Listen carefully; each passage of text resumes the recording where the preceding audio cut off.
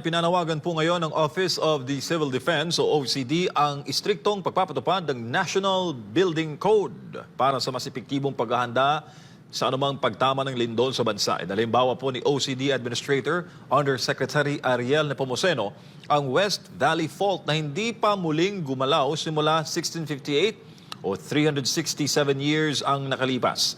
Sa pagpapatupad ng tamang National Building Code, maiwasan na niya ang tinatayang 30,000 hanggang 50,000 fatalities o mga posibleng masawi sa inaasahang 7.2 magnitude na lindol kung gagalaw muli ang West Valley Fault.